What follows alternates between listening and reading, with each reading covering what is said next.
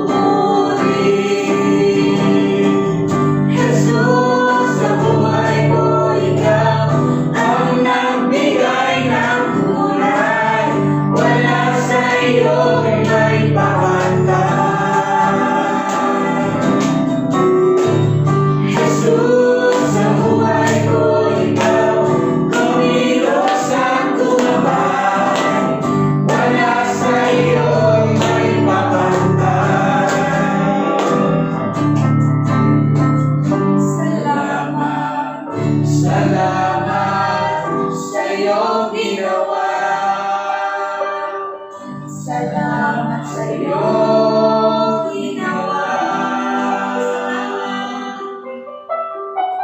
Salamat, salamat sa iyong ginawa. Salamat sa iyong ginawa.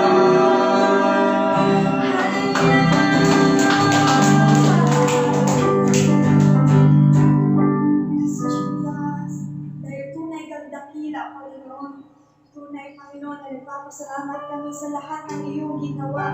You deserve all things, Lord God. You deserve all the glory, all the honor, all the power, Father God. We bless your name, Jesus. Hallelujah.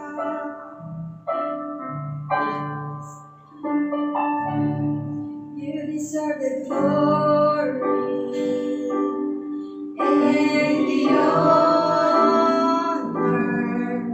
Lord, we lift our hands in worship as we bless your holy name.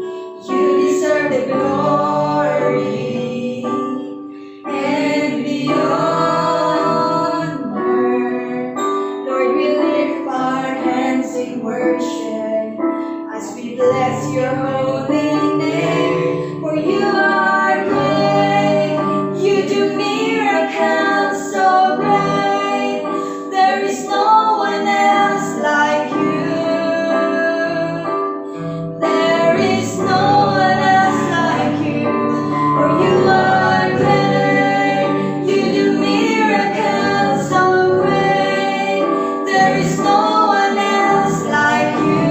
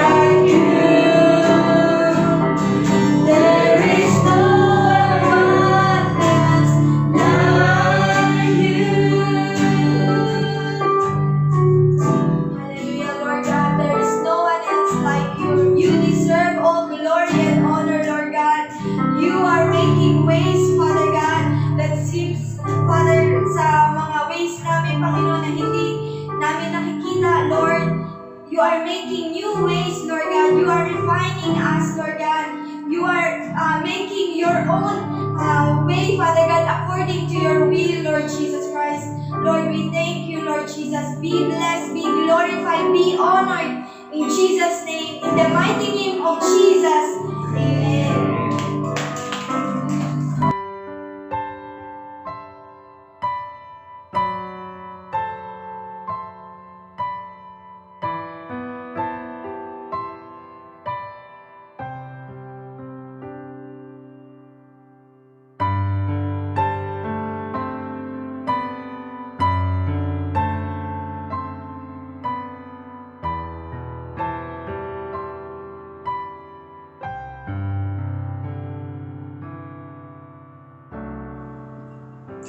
Magandang gabi po sa lahat. God is good. All the time. God is good. Ang lahat ay magbatian muna tayo sa isa't isa, sa ating mga katabi. Good evening. God bless you and I love you. Good evening. God bless you. I love you. Bago sa ating pag-umpisa ay itaas po muna natin sa Panginoon sa magitan ng ating panalangin ang gawain ito sa kabuuan. Siya po ang kumilos sa bawat isa sa atin. Siya ang kumagita sa ating gawain ito at ng Banal na Espiritu ang patuloy na mangusap sa bawat isa sa atin. Tayo po muna ay mag-concentrate at kausapin muna natin ang ating Diyos na ngayon ay ating bibigyan ng pinakamantas na pagpapalito at samba. Salamat. Hallelujah. Let's pray. Panginoon, sa pagkakataong ito, muli po ay tinataas namin naman ang aming sarili, ang iyong dakilang pangalan, Panginoon, at Lord, tunay na nagpapakababa kami sa iyong harapan.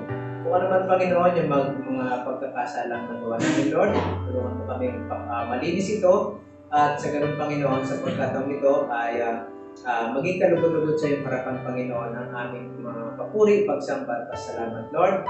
Nawa, ang iyong Banal na Espiritu ang mangusap sa bawat isa sa amin.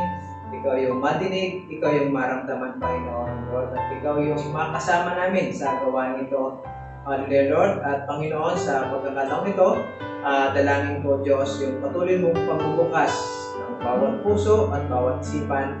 Nawa, anuman, Panginoon, yung mensahe na nais mong ipahayag ngayon sa iyong mga anak na nasa harapan, Lord. Ikaw, Panginoon, yung tunay na magbigay kagalakan sa kanila, Panginoon, na Lord, ikaw yung tunay na sa kanilang puso ay mangusap. At nawa ang salitang ito, ang mensahe ipapahayag manatili sa kanilang puso, matalim ito, Lord. Ito ay umuho hanggang sa lumago at kaya Panginoon, maraming salamat po. Maraming Banal na Espiritu, ang pumilo sa bawat isa. At Lord, ito po ba ng iyong kapangyarihan ang bawat lugar na ngayon ang mga anak mo ay nagtitipon para sa iyong kapurihan. Ang lahat ng ito siya lamang tinadalangin sa pangalan ni Jesus. Amen. Sige po, sa atin pong pag-uumpisa, pamagat po ng pag-uusapan natin ngayon, ang topic na binibigay sa atin ng Panginoon ay yung walang hangganang pag-ibig ng Diyos. Walang hangganang pag-ibig ng Diyos. Buklatin po natin ang ating Biblia. Sa awit, sandaan, sa Psalm 100. Puntahan po natin yung verse 5.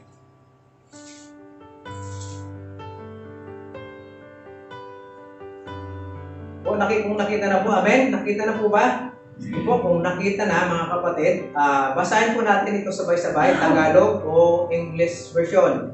Sige po, awit, kabanata 100, versikulo 5 o Psalm 100, verse 5. Begin. Napakabuti ni Yahweh, pag-ibig niya walang hanggan, pag-ibig niya ay tunay, laging tapat kailanman. Yan po ang ating Panginoon. Siya po ang Diyos na buhay na ngayon ay nangungusap sa ating harapan. Kaya mga kapatid, sa introduction, kumbaga, aling pag-ibig pa po aling pag-ibig ang hihigit pa sa ibinigay kaysa ipinakita ng ating Panginoon noon pa mang una. Walang makakatulad po, hanggang at anong pag-ibig yung makakahigit pa na ipinakita ng ating Panginoon magpahanggang ngayon sa kasalukuyang henerasyon. So walang nakakahigit po, Panginoon. Walang nakakahigit pa sa pag-ibig na to. Kaya walang ibang uri ng pag-ibig ang makakapantay sa kanyang ipinamalas sapagkat wala itong kasamang pagkukunwari o pagbabalat kayo sapagkat puno ito ng sakripisyo. Punong-puno ng sakripisyo ang tinuring na pag-ibig na pinakikita sa atin ng Panginoon. Batay dito po sa binanggit sa ating text ngayon sa awit 105. Kaya mga kapatid, meron po akong 4 na puntos na inihanda tungkol sa topic natin ngayon. Ano po? Sabi nga po rito, mga katapatan at kabutihan ng Diyos. Ano po ang mga katapatan at kabutihan ng Diyos? Ano po? Sa number 1, sabi niya po rito, patay dito, number 1, handang iparanas ang katapatan sa mga tapat. Sabihin, ganyan po ang Diyos. Nakahanda siyang iparanas ang kanyang katapatan bilang Diyos sa mga tapat sa Kanya. Buklatin po natin ang aklat ng Deuteronomy. Sa Old Testament po. Deuteronomy sa Ingles. Sa kabanata 7, sa chapter 7, verse 9. Chapter 7, verse 9.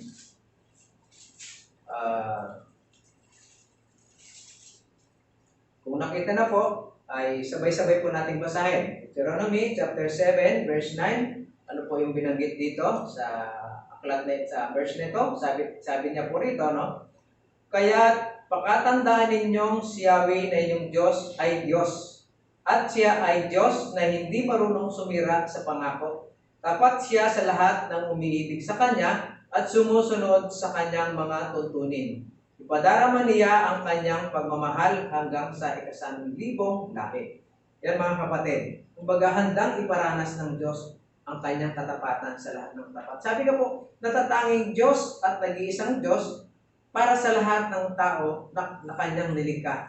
So, only one God. Yung nangungusap dito, ano? At nakahandang to pa rin ang Kanyang mga panukala sa mga tapat na sinusunod ang Kanyang mga aral. At hindi po, handang ipadama at iparanas ang Kanyang pagmamahal maging sa mga sumusunod sa mga henerasyon ngayon. Ibig sabihin, noon pa man, hinahanap na ng Diyos kung sino yung mga tapat sa Kanya sa unang henerasyon o yung panahong sinundan natin. Kumbaga, doon nakafocus yung itong binabanggit ng Panginoon dito sa Deuteronomy 7:9 at ngayon, hindi pa nababago yon. Sa panahon natin, doon din po nakakonsentrate. Sa mensahe ito, doon din nakakonsentrate ang Panginoon sa pagkakataon sa henerasyon ngayon. Kaya mga kapatid, talagang ang Diyos, simula noon, hindi kasi siya, kumbaga, hindi niya hinahanap yung maging katulad niya. Pero ang hinahanap niya ay yung hanggat maaari maging tapat sa Kanya. Sapagkat tapat siya eh. Ang gusto niya, lahat ng tao o lahat ng nasasakupan niya ay maging tapat din sa Kanya. Ganon ano ang Panginoon mga kapatid, ganon siya kung magturing ang mga tao na kailangan din, ako ang iyong Diyos at kailangan nyo na kung ano ang nais ko bilang inyong Diyos, ay yun ang inyong bigyan ng kahalagahan. Amen po? Yun ang bigyan nyo ng importansya. Sapagkat ako ay Diyos. Sabi nga po rito, ano? Sabi na rito, kaya pakatandaan ninyo, si Yahweh na inyong Diyos ay Diyos. Opo. At siya ay Diyos na hindi marunong sumira sa mga pangako. Kaya, ganon katapat ang Diyos, mga kapatid. Tapat siya, ganon katapat, at kumbaga, sa magitan ng kanyang katapatan, hindi lang sa pamamagitan ng kanyang katapatan, binubuhos yung kanyang pansin sa mga tao, kundi sa pamamagitan din ng huwarang pag-ibig at lubos na pag-ibig sa mga tao. Especially doon sa kanyang bayan, that time sa Israel, pero sa panahon ngayon, sa mga taong sumasampalataya sa kanya. Kaya ganun mga kapatid, handang ipadama at iparanas ang kanyang pagmamahal maging sa mga sumusunod pa ng mga henerasyon. Ganyan yung pangako ng Diyos. Hindi siya napapawi at sinasabi nga walang hanggan, walang hangganan o walang hanggan ang biyaya ng Diyos, walang hanggan ang kanyang pag-ibig at walang hanggan ang kanyang katapatan. Amen po? Yun po. At pangalawa, naglaan ng sakripisyo para sa kaligtasan. Ito po sa pangalawang puntos po natin. Siyang Diyos na naglaan ng sakripisyo para sa kaligtasan. Romans po, sa Romans chapter 8,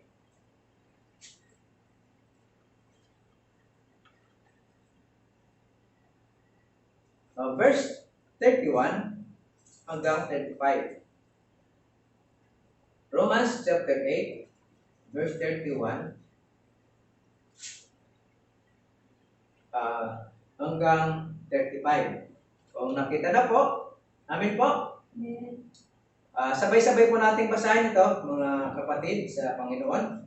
Ano po yung binabanggit dito, Sa verse 31, sabay-sabay po nating basahin sa Romans chapter 8, begin. Ano ba ang masasabi natin tungkol dito? Kung ang Diyos ay panig sa atin, sino ang makakalaban sa atin? Kung ang sarili niyang anak ay hindi na ipinagkait, sa halip ay ibinigay niya para sa ating lahat, hindi kaya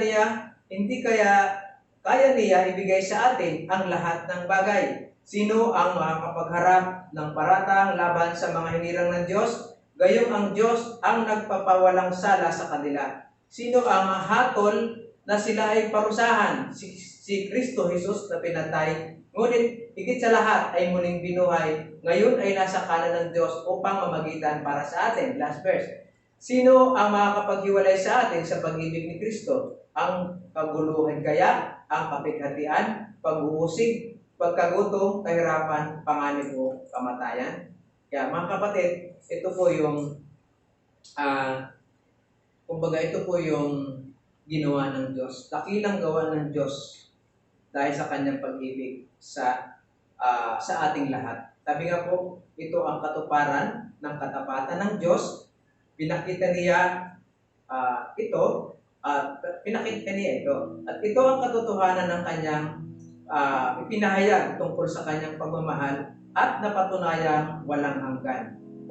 Mapapansin po natin yung verse 31, sinabi niya rito, sa verse 31, ano ba ang masasabi natin tungkol dito? Kung ang Diyos ay panig sa atin, sino ang makakalaban sa atin? Mga kapatid, malinaw dito na sa magitan ni Jesucristo, ipinakita ng Diyos ang kanyang pag-ibig sa pamagitan ng kanyang pagtitiis po. Kaya sabi nga po doon ay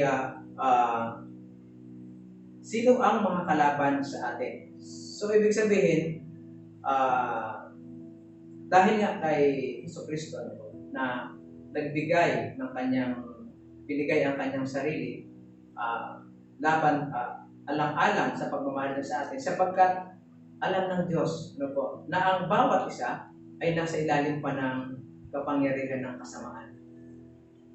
Kapangyarihan ng kasamaan. Pero ano ang ginawang pamaraan ng Diyos? Para lamang mahiwalay tayo ng Diyos sa kasamaang iyon, ang Diyos na yung kumilos para lang tayo mawala doon sa kuko ng kadiliman, sa kuko ng kasamaan. Kaya mga kapatid, si Satanas ay wala ng karapatan sa mga nilinis na ng Diyos. Amen po? Sa lahat ng nilinis na ng Diyos, wala ng karapatan si Satanas. Wala na. Ganun po yung pagkilos ng Panginoon sa pagpapagitan ng kanyang sakripisyo. Kung anin po natin yung verse 32, sabi niya rito, babasahin ko lang din po, yung verse 32, sabi niya rito, kung ang sarili niyang anak ay hindi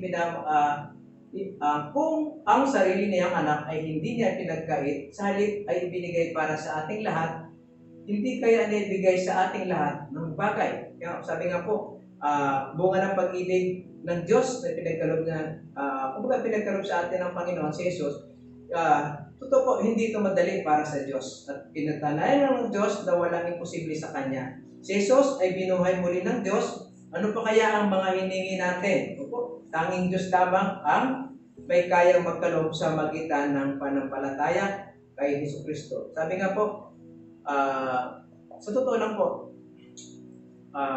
na binuhay ng Diyos si Jesucristo mula doon sa pagkamatay sa cross. Kumbaga, hindi po siya madali. Kahit sino walang makakagawa. Ano po? Nagawa niya dahil sa pamagitan ng kanyang kapangyarihan. Nagawa niya dahil sa pag-ibig niya sa atin. At si Jesucristo ay nag-suffer alang-alang sa atin. Ano po? Pero ang lahat ay nabawi. Lahat ng kabiguan ay nabawi. Lahat ng pag-alala, kumbaga nabawi. Ano pa kaya mga kapatid? Yung kaliit-litang hinihingi natin sa Diyos. Ano ba yung sitwasyon natin ngayon?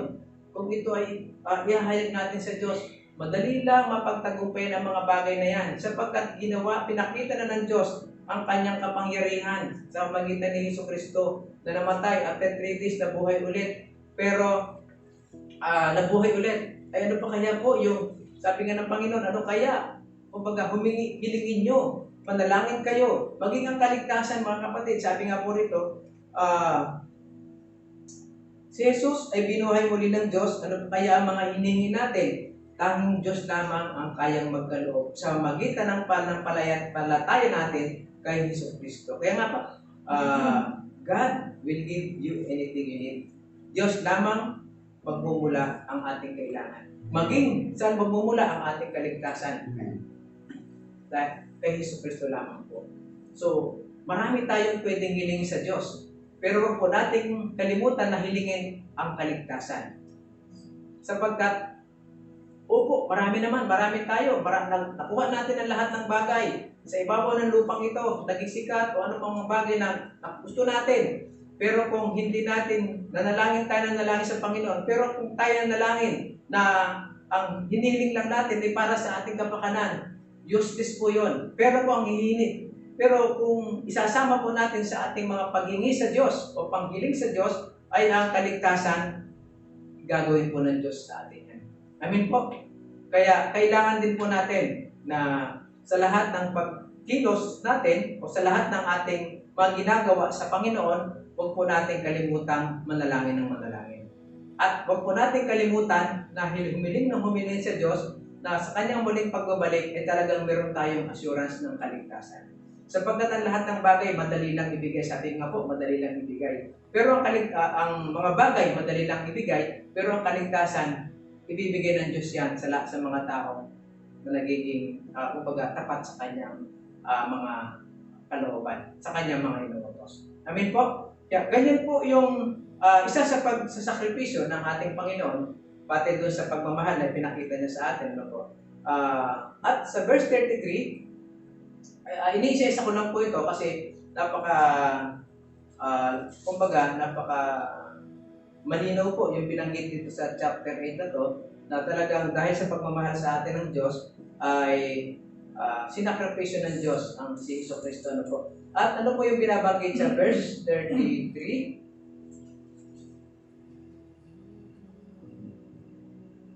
Sino ang makakapagharap ng paratang laban sa mga hinirang ng Diyos? Gayong ang Diyos ang nagpawalang sala sa kanila. Yun, mali na po. Sabi nga po, wala nang kakayanan ng Diablo na usigin pa ang mga nagsisi at tumalikod sa kasalanan. So wala nang authority ang Diablo. Sino ba? Wala na. Kasi ang Diyos na mismo ang kumilos para tayo ay linisin. Ang Diyos na mismo ang kumilos para tayo ay mawala sa kasalanan, mawala doon sa kadiliman, sa kabiguan. Sino ay kumilos sa pamamagitan ni Jesucristo? Ngayon sino? Sabi nga po, sino yung mga kapagparatang? Wala na po. Kumbaga, ang Diablo, nais niyang paratangan ang mga Christian. Pero huwag po tayong papayag. Peke ang panampalataya mo. Hindi totoo yung ginagawa mo. Yun, problema yun. Talagang paparatangan tayo ng Diablo. Kunyari ka lang simpa-simpa ka pero wala naman. So, yun ay may paratang. Pero hindi dapat maging dahilan yon yung ating pagiging mahina, yung mga suliranin o yung mga naranasan natin sa pagiging Christian. Dapat wala itong, kumbaga, huwag nating isipin na ito ay parusa, kundi isipin natin ito ay pagdidisiplina sa atin ng Panginoon. Amen po? Sapagkat isipin na lang po natin, nagtiis ng Diyos para lamang sa atin, para lang tayo maligtas. Nag-suffer siya na dapat ay ito yung pagturo natin ng pinaka tag ito, importanteng pagtanggap sa ating puso na si Jesucristo ay talagang, kumbaga, siya yung Diyos na kailanman ay handa tayong ikubli doon sa gawa ng Diablo. Kaya mga kapatid, huwag po tayong papayag sapagkat ang Diablo ay patuloy na pinaparatangan niya. Hindi niya pwede, ang mga anak ng Diyos. Ang lahat ng Christian, dinideceive niya ang lahat ng Christian. Sinusubok niya kung gaano katatag ito. Si Jesucristo, sabihin ng Satanas, itong tao ito, naniniwala dito kay Jesucristo, pero titingnan ko kung gaano ito katatag. Kaya mga kapatid, huwag po tayong patitinag sa gawa ng kasamaan. Amen po. Huwag po tayong patitinag sa mga naranasan natin sa araw-araw nating suffering sa pamumuhay dahil kay Jesucristo. Pagpatuloy po natin yung sakripisyo sapagkat sabi nga po, blessing naman ang bunga nito mula sa ating Panginoong Jesucristo.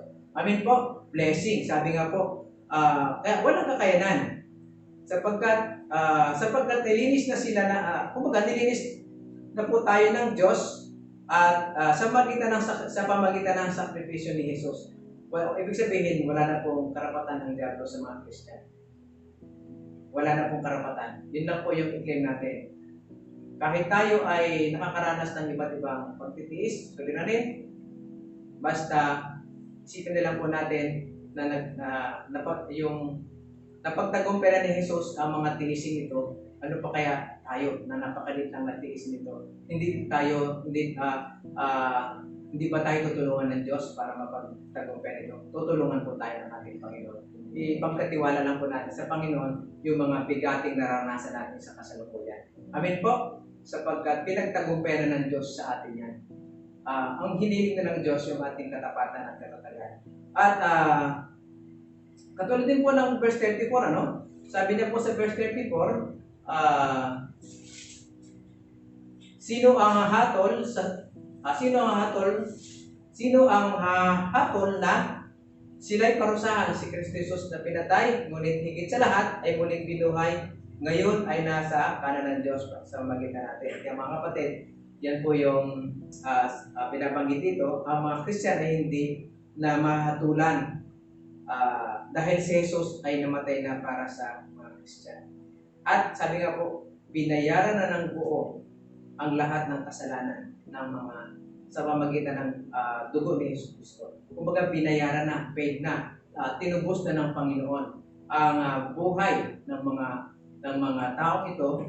Dati ay nasa ng kasamaan, nakukublihan ng kasamaan. At sa verse 35, ano po yung binanggit dito sa last verse na binanggit ko dito, sabi na rito, sino ang makakapaghiwalay sa atin sa pag-ibig ni Kristo? Ang kaguluhan kaya, ang kapighatian, pag-uusig, pagkagutom, kahirapan, panganib o kamatayan. So mga kapatid, totoo po na walang nakapaghiwalay sa atin sa pag-ibig sa atin ng Diyos.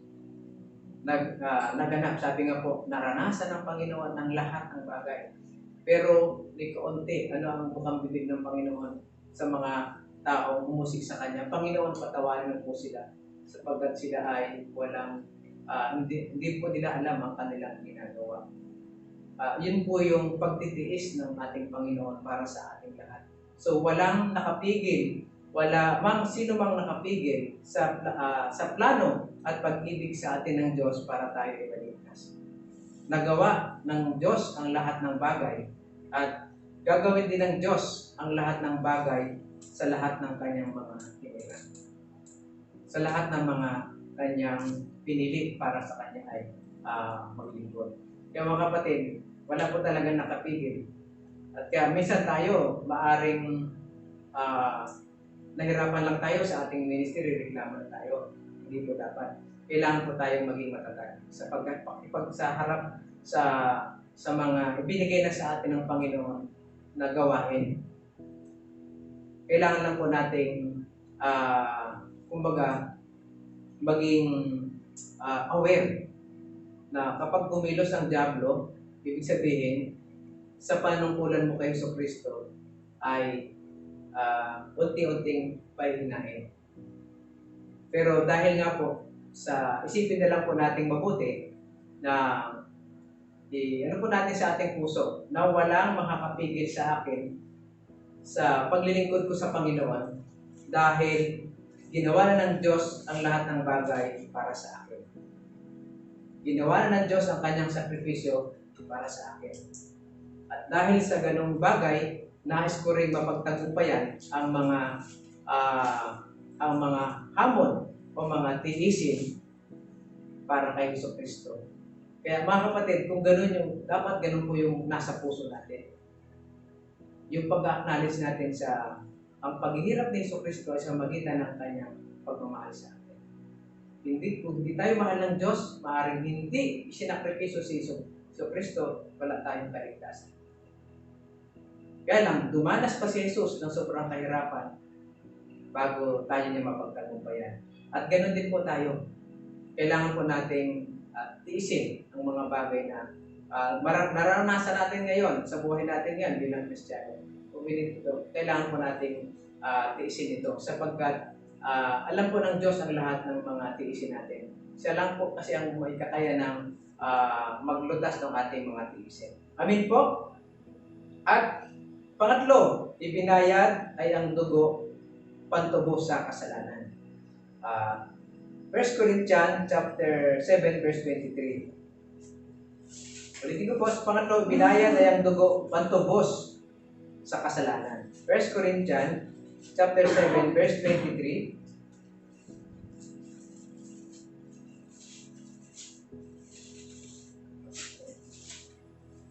Chapter 7 verse 23. Kung nakita na po, sige po. Verse 23, 1 Corinthians. Ano po yung binabanggit dito? Kung nakita na po, sabay-sabay po natin basahin. Amen? Verse 23, 1 Corinthians chapter 7, sabay-sabay natin basahin. Malaking halaga ang ipinatubos sa inyo ng Diyos, huwag kayong paalipin sa mga tao. Amen? Huwag kayong paalipin sa mga tao. Yun mga kapatid, ano yung binanggit po rito sa kahalagahan? Meron din po kasi yung 6 parehas yun. Sa 1 Corinthians chapter 6 verse 20, ibinanggit din po doon ng ating Panginoon ang 1 Corinthians. Kaya sinabi na, tinubos po tayo ng Diyos na malaking halaga at ang kanyang ibinayad ng buhay at dugo ni Jesucristo. Sapat na po yun. Kaya sa pamagitan nito, inalis na ng Diyos sa ating buhay ang inaangkin nating karapatan. Karapatan na turo ng diablo, si Satanas ay mamuhay pa tayo sa kasalanan. Inalis na ng Diyos yung ganong pagre-rebelde sa magitan. Kumbaga tinubos na po tayo ng Diyos. Kumbaga tayo po ay pribadong pag-aari ng ating Panginoon. Binayaran na tayo ng Diyos sa magitan ng Jesucristo. Amin po, kung isang halimbawa po, gusto ko lang po maghalimbawa. Halimbawa, kasi po dati sa San Diego, tuwing pagkatapos naming mag-fellowship, nagkakatuwaan, Angel's Burger. Yan, Angel's Burger. Ngayon, pagpalagay po, halimbawa, bumili ako ng 20 Angel's Burger sa burger machine.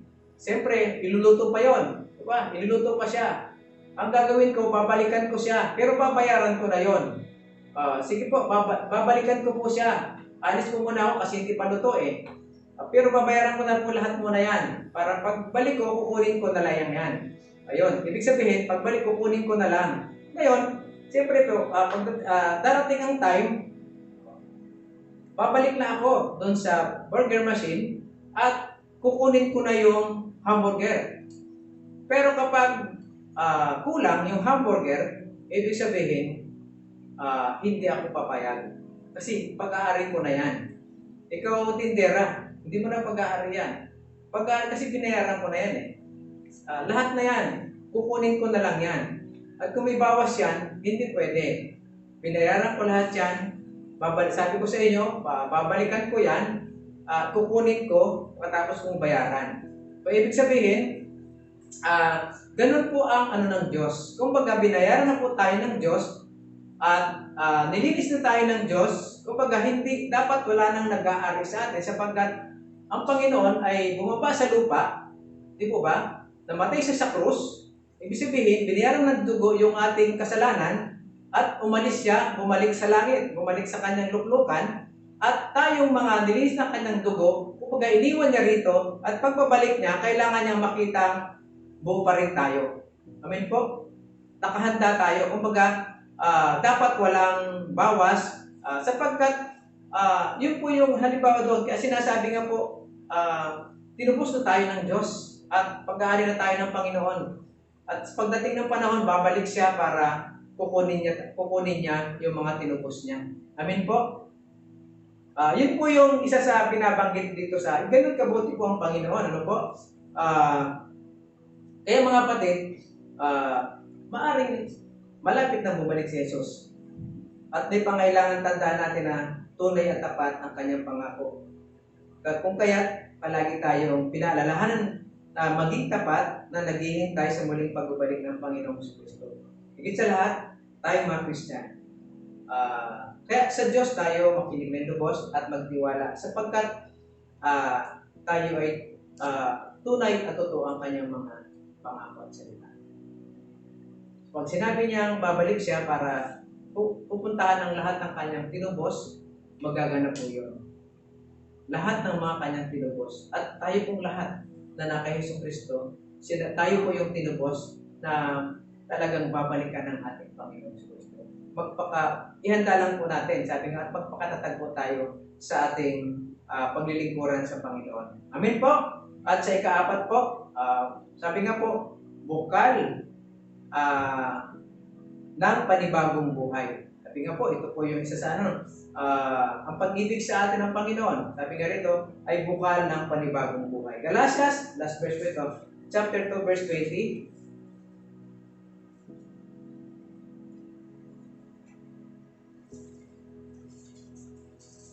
Chapter 2, verse 20. Sige po, sabay-sabay na po natin basahin. Ano po yung binabanggit dito? Chapter 2, verse 20 ng Galatians, begin. Hindi na ako ang nabubuhay ngayon, kundi si Kristo na ang nabubuhay sa akin. At habang ako'y nabubuhay pa sa katawang lupa, mamumuhay ako sa pananalig sa anak ng Diyos na umiibig sa akin at naghandog ng kanyang buhay para sa akin. Amen? Amen? Kaya napakaganda po nung binanggit. Sabi nga, yung new life is ito ay ibinigay na ng Diyos. Binigay na yung bagong buhay. Dahil sabi nga po ni Paul dito, hindi na ako nabubuhay ngayon, kundi si Kristo na nabubuhay para sa atin. Dahil nga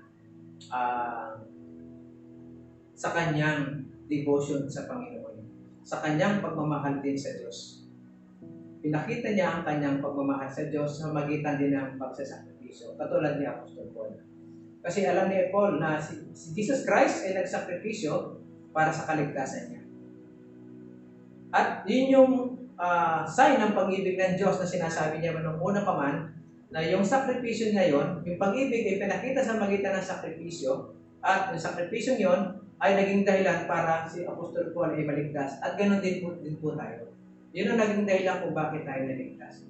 Kaya nga, ang pamumuhay na meron si Apostol Paul ay pamumuhay hindi para sa kanyang sariling pagnanais, kundi ito ay sa plano ng Panginoon para sa kanyang buhay. Kaya diniklara niya na hindi na siya nabubuhay para sa kanya, kundi si Jesus na ang nabubuhay sa kanya. Sa magitan ng kapangyarihan ng kanyang kapangyarihan ng banal na Espiritu ng Diyos na nasa kanya.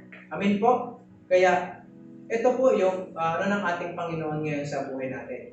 Kaya nga kailangan na itong buhay na ito ay isipin na lang natin na hindi talaga natin pag-aari.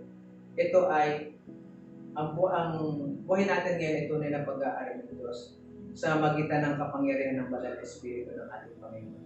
Na siyang kumikilos at gumagawa para sa atin. Na siyang naglililaw at nagpapaliwanag kung ano yung mali at tama nating landasin.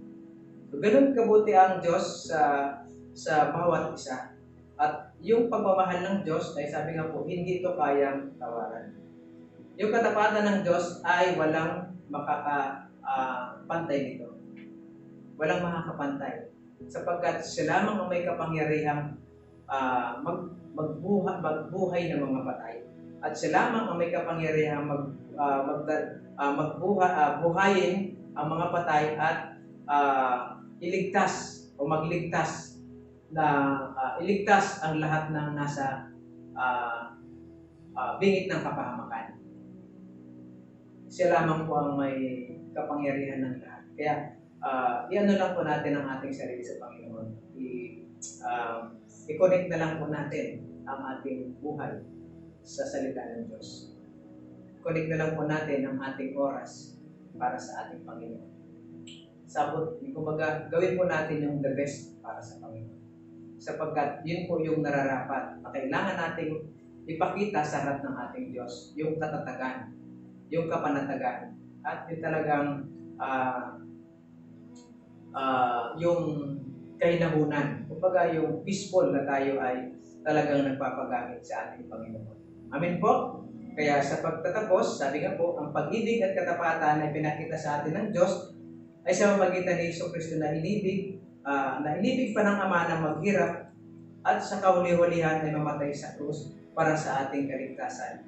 Ito ang ipinakita ng Diyos na larawan ng kanyang wagas na pag-ibig at katapatan sa atin. Kaya po, kaya tayo po na naghihintay ng pangako ng ating Panginoon na si Jesus muling magbabalik, nawa ay matagpuan tayo ng Diyos batay sa kanyang pamantayan. Tayo po, mga Christian, ano po ang larawan? Isang katanungan po ito. Tayo po mga Christian, ano po ang larawan ang nakikita sa atin ng Panginoon sa kasalukuyan? Nagtitiis po ba tayo alang-alang kay Jesucristo? Lubusan po ba tayong lumalayo sa lahat ng kasalanan? Nasa inyo po ang kasagutan. Nasa inyo alam po natin, marahil hindi alam ng ating mga leader kung ano ang ating puso, kung ang ating sitwasyon sa pananampalataya. Tanging si Jesucristo lang po nakakaalam ito. Kaya yun po mga kapatid, tunay po na tapat ang Diyos. Mga kapatid, ano pa ang dapat natin ikabahala kung totoong nasa atin si Jesucristo? Kaakibat ng totoong pananampalataya at pagsunod natin sa Kanya. Kung kaya mga kapatid, sa magitan ng tapat nating pagsunod sa Kanyang muling pagbabalik, ay matatagpuan po tayo ng Diyos na natiling malinis at tapat at narapat na tumanggap sa mga biyaya na Kanyang nilaan sa mga naligtas. Kaya mga kapatid, sabi ko kung babalikan po natin ang bahagi ng talata ng Deuteronomy chapter 7, verse 9, yung verse kanina, tapat siya sa lahat ng umiibig sa Kanya at sa mga tapat siya sa lahat ng umiibig sa Kanya at sumusunod sa Kanyang mga ulit-ulit. Ang umiibig sa Diyos ay nagtitiis sa paglilingkod at sumusunod kay Jesus. Pagpalain po tayo ng ating Panginoon. Palakpakan po natin. Mga kapatid, tayo po ay manalangin. Sa pagkakataong ito, panalangin tayo po ay dumulog sa ating Panginoon. Totoo po mga kapatid na hindi lingid sa atin na nahayag na ang kapangyarihan ng ating Panginoon sa magitan ni Jesucristo. Nahayag na ang kanyang katapatan sa magitan din niya pagkamatay ni Jesucristo sa krus para lamang tayo maligtas. Kaya mga kapatid, sa pagkakataong ito, idalangin po natin sa Panginoon ang mga anuman yung mga mensahe na naunawaan natin ngayon, mga natanggap natin ngayon sa mensahe ng Diyos. Kung mga kapatid, tunay na wala na tayong hahanapin pa sa ating Panginoon. Kumbaga, binigay na lahat ng Diyos. Ang lahat ng bagay, halos binigay na, pinakita na niya ang kanyang katotohanan at katapatan sa atin. Kaya hilingin po natin sa ating Diyos ngayon mga kapatid, yung katapatan. Hilingin natin sa Diyos yung kapanatagan. Hilingin natin sa Diyos yung kapayapaan ng ating puso sa paglilingkod sa Kanya. At kung tayo man ngayon mga kapatid ay nakakaranas ng mga tiisin dahil kay Jesucristo, hilingin po natin sa Panginoon na ang mga bagay na ito ay nawa ito'y maging daan para maging matatag at magiging tayo sa ating paglilingkuran sa ating Panginoon. Yun mga kapatid, hilingin din natin sa Panginoon nawa sa kanyang muling pagbabalik mga kapatid. At nga po ay patagpuan tayo ng Diyos na malinis. Kaya mga kapatid, yung pag-prayer po natin ay patuloy na magtiwala, pagsunod ang ilagay ng Diyos sa ating puso hanggang sa dulo ng buhay na ito, at patuloy na magkaroon ng tapat na pagnanais sa ating puso ng paglingkuran ng Diyos ng buong puso at katapatan, at hindi tayo magpabayaan. Kaya lahat mga kapatid, yung mga panalangin yun, ipanalangin po natin sa isang panalangin lamang. Within 2 minutes, tayo po ay sabay-sabay na manalangin, kasabay ng ating mga impression, kasabay ng ating mga panalangin din para sa ating sarili sa paglilingkod sa Panginoon, sa pagbibigay niya ng kalakasan at kasabay ng katatagan at kapanatagan. Tayo po ay manalangin. Let's pray. Let's shout Jesus 3 times. Begin. Jesus, Jesus, Jesus.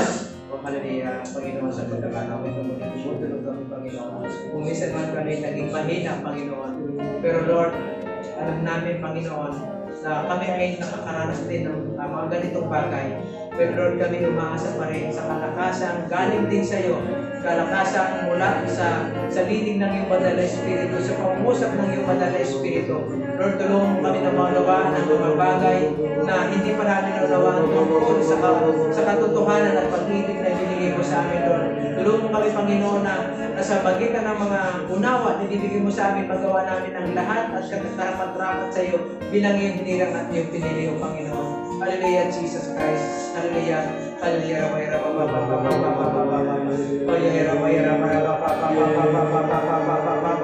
Oh Jesus,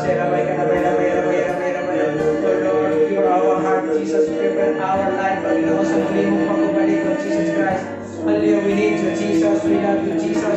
Dahil mahal mo kami, Panginoon, tulungan mo kami maipakita namin sa iyo ang pagmamahal na pinakita mo na rin ang una sa amin, at nawa ang pagmamahal nito ay masuklian din namin, Panginoon, ang pagmamahal na may sakripisyo, Panginoon, na may pagsakripisyo alang-alang sa masunod lamang ang kalooban mo, Diyos, sapagkat ito ang narapat, ito ang nais mo sa mga lingkod mo, O Lord, sapagkat ikaw ay Diyos na kailanman na hindi nagbabago ang pangako, at handa mo kami kaligain, handa mo kami tulungan sa lahat ng panahon. Hallelujah, Jesus Christ. Panginoon, sa pagkakataong ito, lubos po kami nagpapasalamat sa iyo. Salamat sa mensahe, salamat sa katakilan mo at gandahan loob mo. Salamat, Panginoon, sa pagmamahal at katapatan na ipinakita mo na noong una pa man, noong unang panahon, maging sa henerasyon nito, Panginoon. At alam ko, Lord, sa susunod pang henerasyon, ay ipakikita mo, Panginoon, ang iyong katotohanan at katapatan, maging pag-ibig, Panginoon, sa bawat isa. Kaya Lord, ang mga anak mo at mga lingkod mo, ay patuloy mong tunay na bigyan ng kapanatagan sa paglilingkod sa iyo, katapatan, na ikaw lamang ang Diyos sa kanilang puso na paglilingkuran. Pagkaloob nawa ito, Panginoon, at patuloy mong basbasan ang bawat isa, at tunay na ang karunungan na galing sa iyo lamang ang kanilang magbigyan ng pagsasakatuparan. Kaya Panginoon, salamat po na ang banal na Espiritu ay patuloy na mangusap at talagang kumilos sa aming buhay, sa aming puso. Always occupy, O Lord, ang aming buhay, ang aming isipan, ang aming puso. Nawa ang kalooban mo lamang, Panginoon, ang tunay na magkaroon ng kaganapan sa aming pamumuhay, sa paglilingkuran sa iyo, Panginoon Diyos. Salamat po. Ang lahat ng ito ay lamang dinadalangin sa pangalan ni Jesus. Amen. Pagkakanto natin ang Panginoon. Ngayon po, tuloy po, para sa ano po sa lahat, tuloy-tuloy po tayo manalangin para sa aming examine. Sila ay nasa Korea na ngayon. Ano po? Yung protection, yung leading ng Lord, maging sa kanyang buong pamilya ay patuloy na talagang padaman ng Diyos sa kanila. At ganoon din po yung ating building, yung construction ng Harvest World Mission Center. Pag-pray po natin, maging yung mga supporters, God bless them, more supporters pa yung send and Lord. This year, matapos na po yung construction na to, yung building, at makapag-send na makapag-hubog na ang Panginoon ng maraming kanyang tagapaglingkod. Pero Harvest World Mission Center na ispresent niya sa iba't ibang bansa, iba't ibang lugar sa ating bansa upang ipahayag ang katotohanan ni Yesu Cristo. Maging yun din po yung ating Harvest, itong Yeshua Christian School.